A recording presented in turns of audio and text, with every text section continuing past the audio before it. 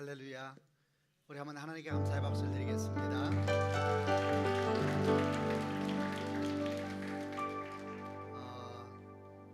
회중석에 조그만 조명을 넣어줄 수도 있나요? 조금 조명이 있어도 괜찮죠. 너무 이렇게 얼굴이 안 보여서. 우리 혜미 자매님 노래 너무 잘하셨는데 음향이 너무 미안해요. 이렇게 음향이 좀 더 좋았으면 소리 듣기 훨씬 좋았을 건데 빨리 음향을 고쳐야 되겠다는 생각을 오늘 찬양 들으면서 더 생각이 들었습니다. 저만 그런 생각이 들었나요? 너무너무 감사합니다. 너무 찬양 잘 들었습니다. 말씀을 한 구절 같이 보려고 하는데 히브리서 12장 1절부터 3절까지 말씀입니다. 제가 한번 봉독하도록 하겠습니다. 말씀을 보여주시나요? 제가 먼저 1절 읽을게요. 우리에게는 이렇게 많은 믿음의 증인들이 있습니다. 그들의 삶은 우리에게 믿음이 무엇인지 말해주고 있습니다. 그러므로 포기하지 말고 우리 앞에 있는 경주를 열심히 합시다. 우리 삶 속에서 방해가 되는 것들을 다 없애버리고 우리를 쉽게 올가매는 죄를 벗어버리십시다. 2절은 같이 읽겠습니다.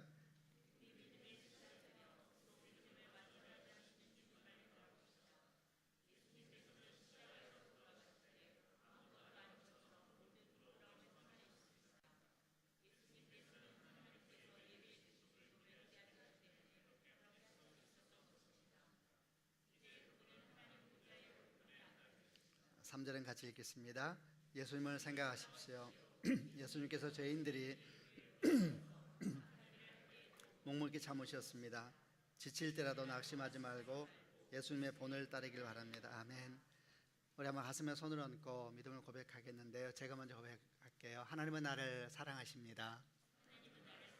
나는 그 사랑 안에 있습니다. 하나님은 오늘 나에게 말씀하실 것입니다. 그 말씀에 능력이 있습니다. 그 말씀에 생명이 있습니다. 나의 마음을 하나님께 열겠습니다. 나의 생각을 예수님께 집중하겠습니다. 들은 만큼 변합니다. 들은 만큼 행복해집니다. 사계 봄, 여름, 가을, 겨울 주제를 가지고 말씀을 나누고 있는데 오늘은 봄, 여름, 가을, 겨울 사계가 지나고 나서 다시 봄이라는 제목으로 함께 말씀을 나누려고 합니다. 봄은 모든 것이 다시 시작되는 계절입니다. 추위가 이렇게 엉켜놓았던 또는 움츠리게 했던 모든 차가움과 외로움을 딛고 새싹을 돋고 새순을 돋게 하는 계절이 봄입니다. 우리가 봄을 좋아하는 이유는 왜일까 생각을 해보면은 아마도 봄이 주는 어떤 마음과 느낌 때문인 것 같아요. 그것은 다시 시작하는 계절이라는 느낌이 우리에게 주는 감동이 봄에 대해서 우리를 따뜻하게 하지 않는가 생각이 듭니다. 하나님께서 우리를 이 땅에 사계를 만드시고 다시 또 봄, 여름, 가을, 겨울 이렇게 우리에게 계속해서 보여주시는 것은 이 땅에 있는 모든 것은 하나님의 계시거든요.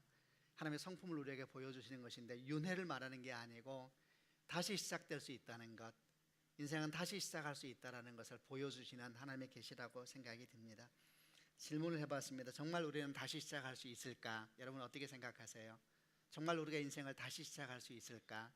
그리고 만약에 다시 시작할 수 있다라는 것이 분명하다면 우리 삶은 얼마나 또 가슴 설레고 새롭게 다시 더 잘하고 싶은 마음이 들까 이런 생각도 했습니다. 언젠가 제가 기도원에서 봄을 맞이한 적이 있었습니다. 강원도에 있는 기도원인데 시간적으로는 어떤 때였냐면 산 높은 곳에서는 아직 겨울이 끝나지 않은 때였고 산 아래에서는 봄이 오는 것 같은, 그 산 위에 보면 눈이 아직도 남아있는데 산 아래에서는 따스한 햇빛 때문에 눈이 녹아가는 그런 계절에 이렇게 막 전환되는 그런 시점이었습니다. 숙소에 있다가 밖에 나와서 그냥 산이 너무 좋아서 한참 이렇게 바라보고 있는데 제가 아주 경이로운 장면을 보았습니다. 조금 전에 영상을 통해서 봄이 오는 그 영상을 쭉 보았는데 그 장면을 본 거예요. 정말 죽은 줄 알았어요. 나무가 정말 죽은 것 같은 나무였는데 그 나무 한쪽 가지에서 새순이 정말 곱게 올라오는 모습을 보았습니다. 무슨 영화 속의 한 장면처럼 소설 속의 한 이야기처럼 정말 죽은 것 같은 나무에서 새순이 돋아나는 걸 보면서 마음 가운데 참 묘한 마음이 들더라고요. 정말 죽은 줄 알았는데 봄 기운이 그 나무를 다시 덮을 때에 사실 그 나무는 죽은 것이 아니라 때를 기다리고 있었던, 움츠리고 있었고 그렇게 있었던 나무의 모습이었던 것이죠. 이렇게 나무에서 새순이 돋아오는 모습을 보면서 마치 막 태어난 아이가 호흡하는 것 같은, 그리고 생명력이 참으로 신기하구나 라고 느껴지는 것 같은 그런 마음을 제가 잠시 느낀 적이 있었습니다. 그 장면을 생각하면서 묵상하면서 이런 생각이 들었습니다. 정말 이거는 하나님의 호흡이구나. 하나님의 호흡이 다시 임할 때에 모든 만물은 다시 시작될 수 있고, 하나님의 호흡이 다시 불 때에 모든 만물은 소생하게 되어 있구나. 아무리 추운 겨울이라 할지라도, 아무리 굳어있는 땅이라 할지라도, 또 우리 눈에 보기에 죽은 것 같은 나무고 인생이라 할지라도 하나님의 호흡이 다시 시작되면 거기에서 꽃이 피는 것이고 거기에서 새로운 시작이 시작되는 것이구나, 이런 마음을 했습니다. 그런데 이렇게 새순이 돋아오는 것 같은, 이렇게 하나님의 호흡이 덮을 때 나타나는 이렇게 새로운 생명과 같은 봄에 대한 이야기는 성경에서 아주 비슷한 내용들이 몇 군데서 볼 수가 있습니다. 그 중에 제 마음에 떠올랐던 대표적인 구절 중에 하나는 창세기 1장 1절과 2절 말씀인데, 창세기 1장 1절과 2절은 워낙 유명한 말씀입니다. 창세기 1장 1절이 이렇게 시작됩니다. 태초에 하나님의 천지를 창조하시니라. 그리고 바로 이어서 2절 말씀부터 어떻게 말씀이 시작되고 있냐 하면은, 땅이 혼돈하고 공허하며 흑암은 깊음 위에 있고 하나님의 신은 수면에 운행하시니라, 이렇게 돼 있어요. 말이 좀 복잡한 것 같지만 그렇게 어려운 것은 아닙니다. 태초에 하나님의 천지를 창조하셨다. 근데 창조하기 전에, 하나님의 호흡이 있기 전에 세상을 설명하기를 이런 단어로 설명하는 겁니다. 땅이 혼돈하며 공허하고 흑암은 깊음 위에 있고, 혼돈, 공허, 어둠. 그 다음에 설명하기를 하나님의 신은 수면 위에 운행하시고 계셨다, 이렇게 설명이 되어 있어요. 그러니까 창세기 1장과 2장에서 창조하기 직전의 세상의 모습을 보게 되면 물과 땅이 막 엉켜있는 상황 속에서 모든 것이 마치 물이 덮고 있는 것 같은 그런 상황이었던 것 같아요. 근데 그 속에서 있는 느낌들을 설명하는 것이 혼돈과 공허와 어둠, 그리고 또 하나의 느낌들, 하나님의 신이 수면 위에 운행하시고 있는 것 같은 모습으로 설명을 하고 있는 겁니다. 이렇게 창조 전에 이 땅을 설명하는 단어, 혼돈과 공허와 어둠이라는 단어는 가만히 생각해 보면은 창세기에서만 우리에게 경험되는 단어는 아닙니다. 누구라도 인생을 살다 보면 인생에 그런 때가 옵니다. 정말 혼돈과 공허와 어둠이 우리를 덮을 때가 있는데, 굳이 오늘 말씀과 연결해서 설명을 본다 그러면 인생의 겨울이지요. 인생의 겨울이 오고 슬픔이 오고, 그리고 말할 수 없는 인생의 무거운 때가 다가올 때에 아마도 그 인생의 겨울, 영혼의 겨울, 마음의 겨울을 말할 수 있는 단어 중에 하나가 혼돈과 공허함과 어둠이라고 설명할 수 있는 단어가 되지 않을까 생각을 해 보았습니다. 그런데 그런 혼돈과 공허, 어둠 가운데서 또 한쪽에서 움직이고 있는 하나님의 신의 운행하심에 대해서 생각을 한번 해보시길 바랍니다. 상상을 해보길 바랍니다. 황량하고 무질서하고 정말 아무런 소망이 없는 것 같은 어둠 속에서 그 위에서 하나님의 신은 성령을 의미하는 것이다 생각하면 됩니다. 하나님의 호흡을 의미하는 것이다 생각해도 됩니다. 하나님의 호흡이, 하나님의 영이 그 주변을 운행하고 있는 거예요. 이 운행한다는 단어가 가지고 있는 뜻은 원래 어떤 뜻이냐 하면, 멈추지 않고 계속해서 살펴본다라는 뜻이 있습니다. 조금 더 설명을 하면은, 마치 암탉이 병아리가 태어나기를 기다리면서 계란이라 그러나요? 달걀이라 그러나요? 아무튼 달걀을 이렇게 품고 있는 것 같은, 달걀을 품으면서 이 달걀이 변화해서 거기서 병아리가 나오는 생명이 피어나기를 기다리면서 지속적인 관심을 가지고 포근하고 소중하게 감싸고 있는 모습이 원래 창세기 1장 2절에 쓰여 있는 운행한다라는 표현입니다. 상상해 보세요. 지구가 있습니다. 너무나 혼돈스럽습니다. 근데 그 위에 성령께서 운행하시는데, 그 운행하시는 모습이 이 지구, 이 어둡고 춥고 이 모든 것이 그야말로 닫혀있는 이 곳 가운데 하나님의 호흡을 불어넣기 위하여서, 하나님의 생명력을 불어넣기 위하여서 소중하게 관찰하면서 포근하게 안으면서 그 주변을 운행하고 있는 것 같은 그런 모습을 상상하시면 됩니다. 여러분, 이 모습이 처음 성경에서 하나님의 호흡을 설명하고 성령을 설명할 때 나타나고 있는 계시적인 표현들입니다.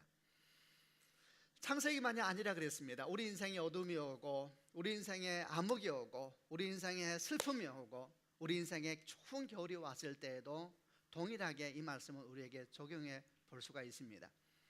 그런 어둠과 아픔이 왔을 때 우리는 철저하게 버려지는 것이 아니라 성경에서 처음부터 계시하고 있는 것처럼 하나님의 호흡은 우리 주변 가운데서 휘감으면서 우리 주변을 운행하고 있다, 이렇게 한번 생각하시면 되는 겁니다. 그런데 이런 모습은 창세기 1장에서만 끝나지 않고 성경 66권을 계속해서 관통되고 있는 하나님의 호흡이요, 하나님의 성령의 모습이기도 합니다. 계시록 3장을 가게 되면 아주 유명한 말씀 중에 이런 말씀이 있습니다. 볼지어다 내가 문 밖에 서서 두드리고 있다. 누구든지 내 음성을 듣고 문을 열면 내가 그에게 들어가서 그로 더불어 먹고 그는 나로 더불어 먹을 것이다. 이 이야기도 수면을 운행하고 계시는 그 따스한 봄의 기운과 생명의 기운을 가지고 어둡고 공허로운 곳에 들어가기 위하여서 운행하고 계시는 성령의 모습까지 유사한 것을 볼 수가 있는 것입니다. 계시록 3장 말씀은 예수님에 대한 말씀인데, 내가 문 밖에 서서 두드리고 있다. 누구든지 문을 열면 내가 그에게 들어가서 그로 더불어 먹고 그는 나로 더불어 먹을 것이다. 이 부분도 마찬가지 우리 인생 속에 들어오기 원하시고, 인생의 겨울 속에 들어오기 원하시고, 인생의 어둠 속에 들어오기 원하시는 하나님의 모습을 보여주고 있는 겁니다. 요점은 이렇습니다.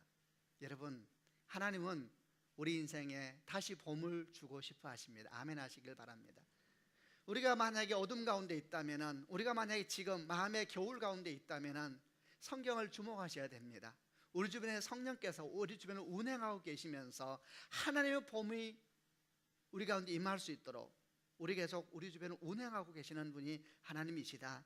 주님은 우리에게 새로운 봄을 주길 원하신다. 우리에게 새로운 생명을 주길 원하신다. 우리 인생에 호흡을 주길 원하신다. 아멘. 그리고 그 호흡이 만약에 우리 인생에 들어올 수만 있다면 우리는 분명히 언제가 제가 기도원 산에서 보았던 것처럼 죽은 것 같은 나무에서 피어나는 새순과 같은 기적을 경험하게 될 겁니다. 여러분, 이 역사가 여러분에게 일어나는 축복이 있기를 바랍니다. 이런 기본적인 전제를 가지고 이제 여러분이 조금 더 구체적으로 어떻게 하면, 만약에 여러분이 지금 겨울을 맞이하고 있다라고 생각하는 분이 있다면, 아니면 지금은 아니더라도 언젠가 살다 보면 다 계절은 바뀌는 것이니까 춥고 메마르고 어두운 인생의 겨울, 영혼의 겨울이 올 때를 생각하고 지금이든 그때이든 만약에 그런 상황이 되었을 때에 어떻게 하면 내 인생에 다시 봄이 오게 할 수 있을까? 어떻게 하면 내 인생에 다시 하나님 호흡이 일하여서 내 영혼에 봄이 오게 할 수 있을까? 구체적인 방법들을 여러분과 나누어 보려고 합니다. 어떻게 하면 우리의 삶에 다시 봄이 오게 할 수가 있을까? 첫 번째는 봄을 주시는 분은 하나님이시다라는 것을 받아들여야 합니다. 또 동시에 이렇게 말해도 됩니다. 하나님은 우리 주변에서 지금 우리에게 새 생명을 주시기 위해서 운행하고 계십니다. 그분은 소망합니다. 무슨 소망? 우리에게 생명의 봄을 주시기를 소망합니다. 그러므로 우리도 소망해야 합니다. 여러분, 바깥에서는 주님이 준비되어 있으십니다. 아주 재밌잖아요. 이제 우리가 그분에게 반응하면 되는 것이죠. 어떻게 반응하면 되느냐? 그것은 아주 단순합니다. 우리가 마음의 문을 열고 내 주변에 운행하고 계시는 성령의 따스함이 내 안에 들어오도록 환영하면 되는 겁니다. 여러분, 생각해 보세요. 아무리 바깥에 봄이 왔다 할지라도 문을 닫고 걸어 잠그고 어둠 속에 앉아있는 사람은 그 봄하고 아무런 관계가 없는 것입니다. 계절이 안 온 것이 아니라, 빛이 안 비친 것이 아니라, 빛은 이미 주변에 운행하고 있음에도 불구하고 그가 마음을 열어서 그 빛을 맞이하지 않는다면, 그 봄을 자기 것으로 맞이하지 않는다면 사실 그 봄은 그하고는 아무런 관계가 없는 겁니다. 하나님께서 말씀하시는 우리 영혼의 봄, 우리 내면의 봄의 시작은 마음의 문을 열므로부터 시작된다. 여러분 기억하시기를 바랍니다. 왜냐하면 우리가 알든 알지 못하든 간에 이미 우리 주변에는 하나님의 호흡이, 하나님의 성령께서 수면 위에 운행하시듯이 우리 주변에서 운행하고 계시기 때문입니다. 아멘입니다. 우리가 만약에 마음을 조금만 열 수가 있다면 우리 안으로 하나님의 호흡이 들어오게 될 겁니다. 저는 혼자 기도할 때 이런 기도를 하기를 좋아합니다. 저는 이 땅의 모든 것이 하나님의 운행 역사 가운데 있다고 믿는 사람입니다. 그리고 내가 주를 향해 마음만 열 수 있다면 그 역사는 즉시 내 안에 들어오실 것이다. 그 호흡은 즉시 내 안에 들어오실 것이다. 이렇게 저는 믿고 있습니다. 그래서 한 번씩 기도할 때 그 호흡이 내 안에 들어오기를 원하면서 기도를 할 때가 있어요. 그래서 손을 뻗고, 이거는 사실 저만 하는 기도가 아니라 과거에 영성 훈련할 때 많이 했던 것인데, 손바닥을 하늘을 향하여 들고 눈을 감고 기도합니다. 주여 내게 오시옵소서. 내 안에 하나님의 호흡으로 나를 덮으시옵소서. 내 주변에 운행하시는 것이 아니라 내 마음에 들어오셔서 내 마음에서 새 봄을 시작하여 주시옵소서. 그러면은 여러분, 성령께서 우리 마음 가운데 들어오시는 분이십니다. 이것도 믿으시기를 바랍니다. 이미 주님께서 내 주변에서 일하고 계신다라는 믿음이 내 마음을 열 수 있는 용기를 주는 것이고, 내가 마음을 열 때에 내 주변에서 운행하시는 성령께서 내 안에 들어오셔서 그분의 호흡이 내 안에 시작되는 것입니다. 그러나 만약에 우리가 마음의 문을 열지 않는다면 하나님의 봄은 여전히 우리 주변에서 운행하고 있을 뿐입니다. 우리 영혼 바깥에서 계속 운행하고 있을 뿐이고, 계시록 말씀의 표현에 의하면 문 바깥에서 계속 문을 두드리고 있을 뿐입니다. 그리고 우리는 여전히 어둠 암흑과 공허와 혼돈 가운데 있게 될 겁니다. 그것은 영혼의 겨울이지요. 첫 번째, 여러분 영혼에 봄이 오기를 원한다면 마음을 열고 그분의 호흡이 여러분 가운데 들어오시도록 기도하시는 축복이 있으시길 바랍니다. 여러분 혼자 계실 때 한번 그런 기도 해보세요. 무릎을 꿇고 손을 하늘 향하여 뻗고, 아멘 주 예수여 오시옵소서. 내 추운 겨울 가운데 하나님의 호흡으로 임하여 주시고 내게 주의 생명을 허락하여 주옵소서. 전혀 어려운 일은 아니지만 동시에 쉬운 일도 아닙니다. 사실 그게 믿음과 관련돼 있거든요. 두 번째, 우리 삶에 주의 봄이 오게 하는 두 번째 필요한 것은 뭐냐 하면, 겨울에 모든 두터운 옷들을 벗어버려야 한다는 겁니다. 오늘 저희가 읽은 히브리서 말씀을 보게 되면 이런 말씀이 나옵니다. 그러므로 포기하지 말고 우리 앞에 있는 경주를 열심히 합시다. 우리의 삶 속에 방해가 되는 것들을 다 없애버리고 우리를 쉽게 올가매는 죄를 벗어버립시다. 우리의 삶에 방해가 되는 것들을 다 없애버립시다. 개역성경은 이렇게 되어 있어요. 모든 무거운 것과 얼매이기 쉬운 죄를 벗어버리고 우리 앞에 놓여진 경주를 인내로서 열심히 하자. 모든 무거운 것을 벗어버리라, 이렇게 이야기를 하고 있습니다. 하나님의 봄이 우리가 한 호흡으로 이렇게 다가왔다 할지라도 우리가 여전히 겨울의 옷을 입고 있고 겨울의 상처 속에 머물러 있으면 그 사람에게는 여전히 봄이 오지 않습니다. 여러분 생각해 보세요. 겨울이라는 것은 누구나 인생의 상처를 가져오게 되어 있습니다. 영혼의 겨울을 지날 때이든지 인생의 겨울을 지날 때이든지 다 상처를 받게 되어 있습니다. 이 상처가 우리 인생을 두껍게 만들지요. 추워지면 두터운 옷을 입고 또 두터운 옷을 입으면 자기를 보호하려고 하는 것처럼 겨울을 보낸 사람들은 사람이 두텁습니다. 그래서 감추어져 있고 숨겨져 있는 것이 참 많지요. 겨울이 주는 상처 때문에 그런 것입니다. 그런데 여러분, 이 겨울이 주는 상처를 벗어버리지 않으면은 하나님의 봄이 우리에게 왔다 할지라도 그 봄이 그 사람 건 아닙니다. 여러분 당연하지 않습니까? 아무리 봄을 받아들여도 우리가 겨울의 상처 속에 우리가 계속 웅크리고 앉아 있으면 우리에게는 봄이 온 것은 아닙니다. 바깥은 봄이 왔을지라도 그 내면 속에는 여전히 추운 겨울밖에 없는 것이지요. 우리는 겨울에 두터운 옷을 벗어버려야 합니다. 겨울의 상처를 벗어버려야 되는 거죠. 근데 문제는 이 겨울이 준 상처가 잘 안 벗어집니다.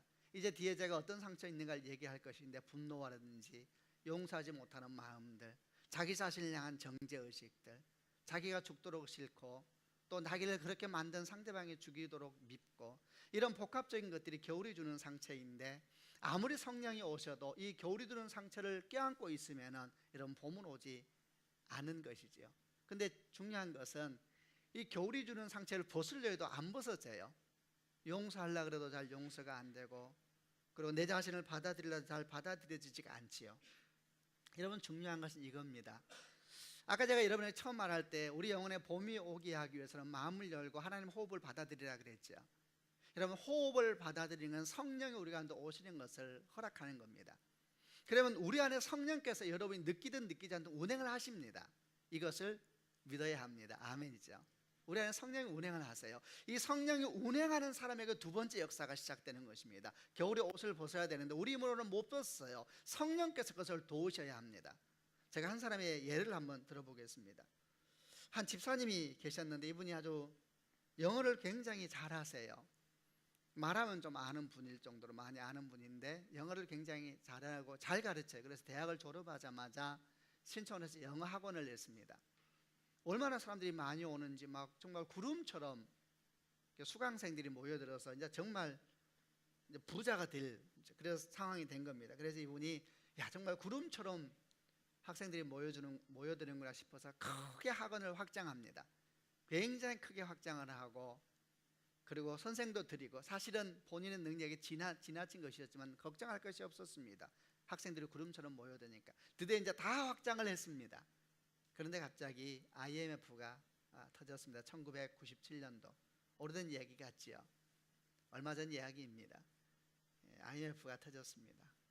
그리고 정말 썰물처럼 학생들이 빠져나가기 시작합니다. 정말 썰물처럼 감당이 안 돼요. 돈 있는 분들이 그러더라고요. 돈을 모을 때는 힘든데 빠져나가면 정말 막아도 빠져나간대요. 사이사이로 물들이 빠져나가듯이 수강생들이 정말 썰물처럼 빠져나가기 시작을 했습니다. 그러나 계약은 이미 돼 있는 것이고 엄청난 돈을 투자했으니까 이 사람은 어떻게 할 수가 없는 상황에서 완전히 절망적인 상황 가운데 놓이게 됐습니다. 드디어 사랑하는 가족들은 다 흩어지고 모든 가족들이 다 흩어졌습니다. 그리고 이 사람은 따로 집을 구할 수가 없으니까 그 학원 한쪽 구석에서 작은 방에서 있으면서 매일매일 시간을 보내고 있었습니다. 이분 말씀에 의하면 어느 날 가만히 누워서 생각하니까 아무리 계산이 안 나오더래요. 자기 인생을 계산해 보았대요. 도대체 내 인생에 답이 있는가? 아무리 계산해도 인생에 답이 안 나오더래요. 여러분 계산해도 답이 안 나오면 어떤 영이 찾아옵니다. 그 영이 어떤 일을 하기 시작하냐면 이 사람에게 밤마다 죽음을 묵상하게 하기 시작합니다. 밤마다 죽음을 묵상하면서 잠이 들었다고 합니다. 눈을 뜨면서 낮에는 정신없이 여기저기 뛰어다녀도 아무런 성과가 없었지만 또 좁은 방에 들어와서 또 누우면 죽음을 묵상하고 또 죽음을 묵상하고 세월을 보내게 됩니다. 그리고 어느 날 이 사람이 내가 죽으면 이 모든 것이 끝날 거야 생각하고 한강으로 나갔습니다. 이 사람은 모태신앙입니다. 죽기 위해서 한강으로 가고 있는데 다니던 교회가 제 앞에 보이더래요. 교회를 보니까 너무나 서러웠대요. 너무 서러워서 교회 안에 들어가서 막 울었대요. 울음이 쏟아지기 시작하는데 이게 멈추지 않는 울음이 얼마나 울었는지 몰라요. 너무 울고 긴 시간 울다 보니까 정신을 차리고 눈을 떠보니 몸에 힘이 하나도 없더래요. 죽으러 가야 되는데 힘이 없어서 죽으러 갈 수가 없더래요. 이해가 되세요? 이해가 돼요. 너무 힘들면 못 죽어요. 죽을 힘이 있을 때는 아직 괜찮나 봐요. 너무 힘이 없어서 못 죽겠더래요. 그래서 내일 죽어야 되겠다 생각하고 이제 집으로 돌아갔대요. 그 작은 방으로. 그리고 그 학원에 있는 작은 방에 누워서 잠을 잤습니다. 내일 일어나서 다시 한강을 가야지. 근데 그 다음날 아침에 눈을 떴는데 참 재미있고 이상한 일이 생겼습니다. 아무것도 변한 것이 없고 이 사람 마음에는 말할 수 없는 깊은 추위와 겨울이 휩쓸고 지나가고 있고 아직도 봄은 오지 않은 것 같은데 아무것도 변한 것이 없는데 마음에서부터 이상한 변화가 시작되고 있었습니다. 사실 이분도 잘 몰랐어요. 그 변화가 너무나 작게 느껴졌거든요. 그 변화가 뭐였냐 하면 그냥 마음속에서 올라오는 생각이었는데 살아야겠다 생각이 들더래요. 여러분 재미있습니다. 그전에는 그렇게 긴 밤을 보내면서 죽음밖에 묵상이 안 됐는데 그 다음날 아침에는 살아야 됐다는 생각이 이 마음 배에서부터 쑥 올라오더래요. 저는 그걸 압니다. 그 생각이 뭔지. 제가 죽으려고 해서 그런 것이 아니라 성경은 말하기를 성령의 이르기를 그 배에서 생수의 강이 흘러나리라. 배에서 생각이 올라올 때가 있어요. 하나님께서 주시는 생각인데 그냥 올라와요. 이 사람이 내가 이러면 안 돼, 내 자식이 있어 살아야지, 이게 아니고 그냥 배에서 생각이 뭉실뭉실 올라옵니다. 아무런 계산이 안 나오는데 그냥 살아야 되겠다 생각이 드니까 그냥 살았대요. 코미디 같은 이야기지만 그냥 살았대요. 매일매일 그냥 살았대요. 근데 이분이 이렇게 얘기해요. 그냥 그렇게 살았습니다. 몇 년이 지나고 난 다음에 주변을 보니 모든 빛이 없어져 있었습니다. 이렇게 저한테 설명한 내용을 들었습니다. 저는 그 말을 그대로 받아들입니다.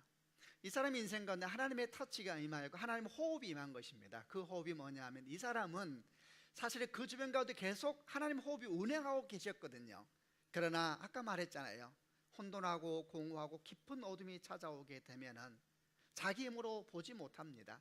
바깥에 하나님의 신이 운행하고 계심에도 불구하고 그는 계속해서 자기 속으로 들어가서 죽음만을 묵상하고 있는데, 이 사람은 교회를 다니던 사람이었거든요. 그 교회를 가는 순간 툭 터치가 일어난 것입니다. 그리고 그가 펑펑 우는 순간, 사실 그 울음은 그에게는 기도였거든요. 그렇게 울면서 얼마나 많은 일들이 스쳐 지나갔겠죠. 하나님 하면서 울었겠지요. 사실 그게 그 주변을 운행하고 계시는 성령께서 그의 인생에 들어오시도록 여는 영적인 행동을 한 것이었습니다. 자기도 모르는 사이에 하나님의 호흡이 그 안에 들어와 있었고, 그 호흡은 작은 역사를 시작하고 있었던 것입니다. 그리고 그 호흡은 어떤 일을 하셨냐 하면, 아까 말했죠. 죽고 싶다라는 생각의 옷을 벗고 살아야겠다라는 작은 생각의 변화를 가져오기 시작한 겁니다. 겨울이 우리에게 주는 상처들 속에 계속 매여 있으면 죽습니다. 그러나 우리 안에 호흡이 들어와서 운행하기 시작하고 그 겨울에 두터운 옷을 벗어버릴 수만 있다면, 우리가 그렇게 마음에 결정하면 성령께서 도우십니다. 이것도 믿으셔도 됩니다. 그럼 여러분, 우리 안에서 하나님께서 일을 하기 시작합니다. 그럼 우리는 이렇게 하면 되는 것이죠. 우리를 감싸고 있는 겨울의 두터운 상처들이 뭔가, 그걸 벗기 위해서 기도를 시작하면 됩니다. 내 안에 성령의 계심을 믿고 기도하면 되지요. 아까 제가 몇 가지 말씀을 드렸죠. 첫 번째는 용서하지 못하는 마음입니다. 여러분, 용서하지 못하는 마음, 분노, 죽이고 싶은 마음을 가슴에 품고 있는 사람은 하나님의 호흡이 들어와도 그 사람에게는 아직 봄이 오지 않았습니다. 여러분, 죽이고 싶은 마음을 품고 사는 사람은 아무리 인생에 봄이 와도 그에게는 봄이 안 옵니다. 그 옷을 벗어버리기 전까지는. 사실 우리가 누군가를 향하여서 용서하지 못하는 분노를 안고 살 때에 정작 중요한 것은 그 당사자는 아무런 관계가 없습니다. 그 당사자는 그 사람이 그런 마음을 가지고 있는지도 신경 안 씁니다. 자기만 안에서 분노 속에서 살아가고 있는 거죠. 용서하지 못하는 마음을 벗어버려야 합니다. 어떻게 해야 될까? 기도해야 됩니다. 기도. 하나님께서 내 마음을 거두어가 주시도록, 아까 저희가 호흡이 오도록 마음을 열고 기도했던 것처럼 정말 주 앞에 기도하면서 내가 그를 용서하겠노라고 그를 위하여 기도하기 시작하고 그를 위하여 하나님께 나아가기 시작하면, 여러분, 이것 또한 주께서 우리 마음과 일을 하십니다. 점점 더 주님께서 그 두꺼운 겨울옷을 얇게 만드시고 마침내는 하나님 호흡이 일할 수 있을 만큼 봄의 옷으로 받고 입어지는 역사들이 생기게 될 겁니다. 또 하나 겨울이 주는 큰 상처의 옷 중에 하나는 자기 정죄입니다. 자기를 향한 깊은 열등감, 자신을 향한 정죄. 누구나 힘들고 어려운 시간을 보내게 되면 자기가 죽도록 밉습니다. 자기가 보아도 자기는 너무 한심하고, 이건 다 하나님이 주시는 마음이 아니고 겨울이 깊은 슬픔이 우리에게 준 상처들입니다. 그런 사람은 열등감이 많습니다. 그런 사람은 항상 우울하고, 그런 사람은 항상 구석에 있기를 좋아하고, 그런 사람은 얼마나 인생이 힘든지 모릅니다. 하나님 앞에 나아가야 합니다. 그리고 내 생각이 아니라 하나님의 생각으로, 하나님의 눈으로 자기를 보는 연습을 자꾸 해야 합니다. 여러분, 그것이 겨울의 옷을 벗는 연습 중에 하나입니다. 오늘 제가 낮에 그런 설교를 했었습니다. 결국 믿음이라는 것은 뭔가 하면 내가 생각하는 나와 하나님께서 말씀하시는 나의 싸움이라 그랬습니다. 나는 나를 생각할 때 너무나 한심하게 보여도 하나님은 나를 생각하시면서 너는 축복의 통로라고 말하고 너는 하나님이 위대한 사람이라고 말하는 것이 성경의 충돌입니다. 내가 나를 생각할 때는 살 가치가 없는 것 같은데 하나님께서는 나에게 말씀하시기를 너는 새로운 피조물이다, 너를 통하여 놀라운 일을 행할 것이다, 이렇게 말씀하시는데 이 두 가지가 싸우는 것이죠. 믿음이라는 것은 내가 생각하는 나를 받아들일 것인가, 하나님께서 말씀하신 나를 받아들일 것인가, 자기 존재의 정체성에 대해서 하나님 말씀하신 자기를 받아들이는 것을 믿음이라 그러죠. 이렇게 자기를 생각하는 그 정체성에서, 자기가 생각하는 자기 정체성에서 하나님의 생각하는 나의 정체성으로 옮기는 과정들, 이 과정이 두터운 겨울옷을 벗어버리고 자기 정죄에서부터 자기 존중으로 나아가게 되는 과정인 겁니다. 이렇게 내면을 자꾸 단련하지 않으면 여러분, 아무리 봄이 와도 그건 가짜 봄입니다.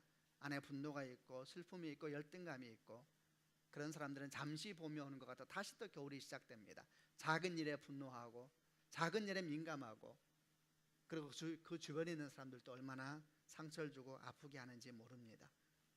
두 번째, 여러분 삶에 하나님 봄이 오게 하는 두 번째 교훈은 겨울에 두터운 옷을 벗어버려라. 용서하고 자기를 받아들이는 연습을 해야 된다. 성령께서 그 일을 도우실 것이다. 마지막 세 번째는 우리가 어떻게 하면 우리 마음에 하나님의 계절을 하나님의 봄이 오게 할까? 세 번째는 오늘 히브리서 12장 2절 3절 말씀에 이런 말씀이 나옵니다. 우리 믿음이 시작이며 믿음을 완전하게 하시는 주님을 바라봅시다. 세 번째는 십자가에 달리신 예수를 깊이 생각하라 라는 겁니다. 성경에서 아까 제가 말씀드린 것처럼 운행하고 계시는 성령께서 무질서 속에 질서를 주길 원하시고 겨울 속에 봄을 주길 원하시는 분이시다, 이런 설명을 했는데, 이 모든 하나님의 성품이 아주 최고조로 계시된 곳이 십자가입니다.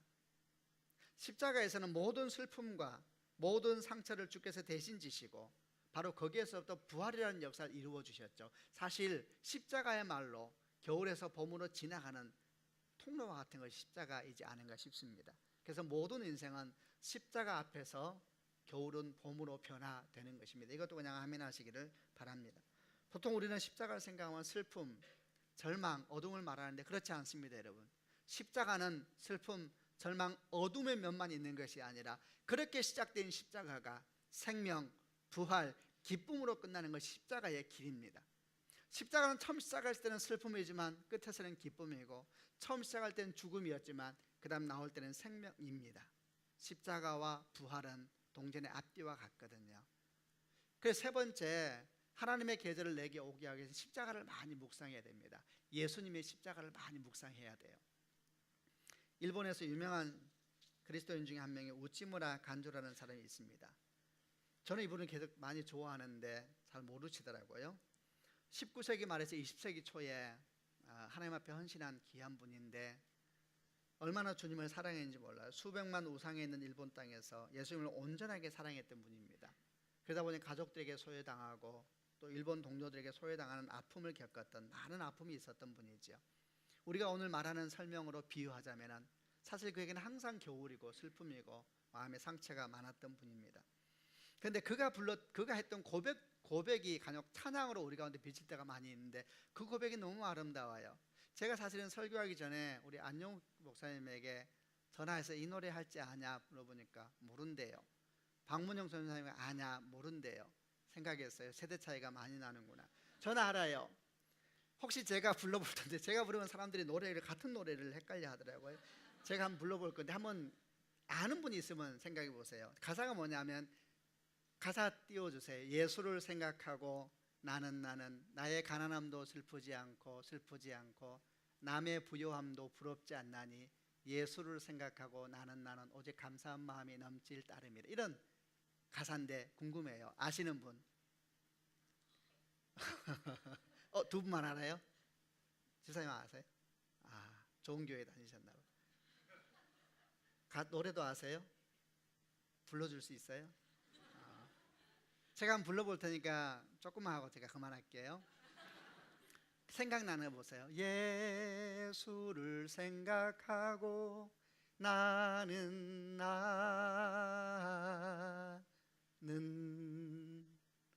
나의 가난함도 슬프지 않고 원래 이렇게 우울한 노래는 아닙니다. 제가 부르니까 어떤 분이 제가 노래를 부르는데 너무 헷갈렸대요. 자기 아는 노래인데 다른 노래를 부르고 있더래요. 이분이 이제 이렇게 너무 가사가 좋지 않아요. 예수를 생각했더니 자기 가난함이 부끄럽지 않더래요. 슬프지 않더래요. 여러분, 남의 부유함이 부럽지 않더래요. 예수를 생각하고 또 생각했더니 그 모든 것이 감사할 뿐이더래요. 느껴지시죠? 십자가 예수 앞에 서는 순간 우리는 두 가지 현상이 일어납니다. 깊은 치유와 함께 새롭게 시작되는 봄을 경험하게 되어 있습니다. 그분을 생각했더니 이상한 일이 생겨요. 내가 느꼈던 열등감이 더 이상 열등감이 아니고, 내가 감추고 싶은 인생의 모습들이 더 이상 감추지 않아도 된다는 것을 느끼게 되고, 그냥 감사하고 그냥 고맙게 되는 겁니다.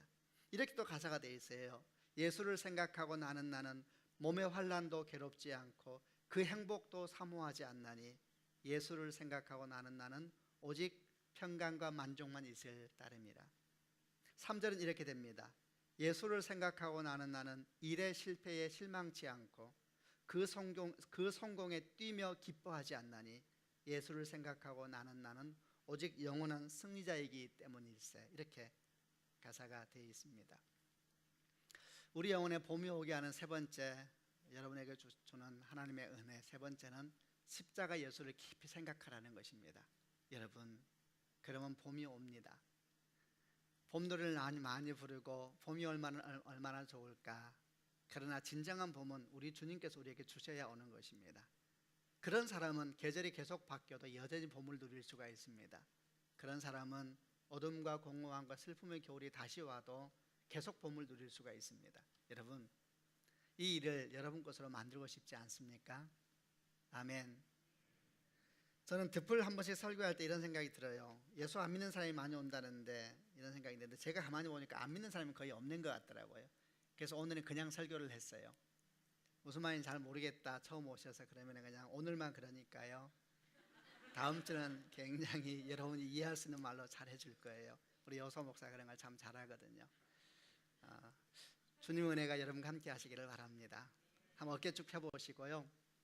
제가 한번 축복할 텐데 아멘 해보시는데 세 가지 제가 말했죠. 여러분, 하나님 봄이 여러분 영혼 가운데 옵니다. 아멘이죠. 첫 번째는 그 봄을 받아들이시는 축복이 있기를 바랍니다. 여러분 주변에 성령께서 운행하십니다. 마음을 열고 그 봄이 나도 소망한다고. 그래서 언제 집에 있을 때 혼자 기도해 보세요. 내게 주의 호흡이 오기를 원합니다. 내게 주의 성령이 오기를 원합니다. 그래서 내 인생 가운데 하나님의 계절이 시작되게 하여 주옵소서. 굉장히 좋은 기도입니다. 두 번째, 여러분 추운 겨울이 준 상처들을, 그 두터운 옷을 벗어버리는 축복이 있기를 바랍니다. 그런 옷을 계속 입고 있으면 그 사람에게는 계속 겨울이 반복될 뿐입니다. 용서하기로 결정하고 사랑하기로 결정하고 자기도 받아주고 기도하면 하나님께서 그 일을 도와주십니다. 아멘. 세 번째, 십자가의 주님 앞에 많이 나아가세요. 그러면 참 재밌는 일이 생깁니다. 다 괜찮아집니다. 능력이죠. 그런 축복이 여러분과 함께 하시기를 바랍니다. 기도합시다. 제가 여러분을 위해서 한번 기도해 드리고 싶은데 눈을 감고요. 혹시 여러분 가운데서 이런 분이 있으면 한번 가슴에 손을 얹어 보세요. 하나님, 제가 요즘에 영혼의 겨울을 맞이하고 있습니다. 제 마음에 혼돈이 오고 공허함이 있고 깊은 어둠이 있는 겨울이 왔습니다. 그런 분들은 한번 가슴에 손을 얹어 보세요. 제가 그분들을 위해서 기도해 드릴게요. 아버지 하나님, 땅이 혼돈하고 공허하며 흑암은 깊음 위에 있고 하나님의 신은 수면에 운행하셨다 하셨습니다. 아버지 하나님, 저희 주변 가운데 지금도 운행하시는 성령 하나님을 믿습니다. 우리 마음 가운데 임하여 주셔서 하나님 이 겨울이 지나고 따스한 봄이 다시 시작되게 하여 주옵소서. 하나님, 우리 마음 가운데 겨울이 준 상처로 말미암아 깊이 엉켜있는 사람들, 두터운 옷을 입고 자기 보호 속에서 주저앉아 있는 영혼들이 있다면 거기에서부터 나오기를 원합니다. 주여, 우리를 자유하게 하여 주시고 하나님의 생기 가운데 나아가게 하여 주시옵소서. 오늘 주 앞에 예배하는 주의 백성들을 축복하여 주시고 저들의 삶 가운데 다시 봄이 시작되는 은혜가 있게 하여 주옵소서. 예수 그리스도 이름으로